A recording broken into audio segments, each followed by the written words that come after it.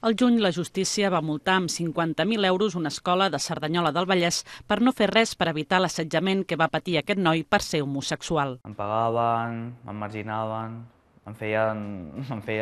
m'humiliaven.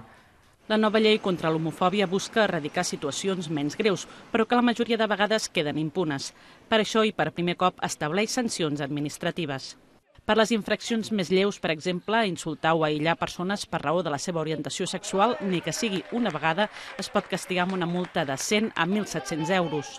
Per les infraccions menys greus, per exemple, emetre públicament expressions vexatòries que incitin a la violència contra aquestes persones, la multa és de 1.700 a 4.000 euros.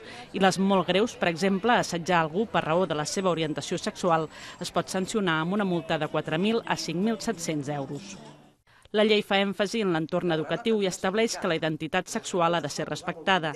Així s'ha de plasmar també en el material educatiu.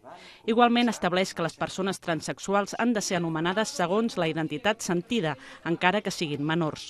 El text estableix que no serà el discriminat qui haurà de portar proves, sinó que ha de ser el discriminador qui haurà de demostrar que no ho va fer. Igualment, els organitzadors d'actes estaran obligats a expulsar qualsevol persona que insulti una altra persona per raó sexual. També s'haurà de vetllar pel tracte correcte a les instal·lacions esportives, en els mitjans de comunicació i en l'àmbit sanitari. Inspecció de Treball serà l'encarregada de vetllar que no hi hagi discriminacions en l'entorn laboral.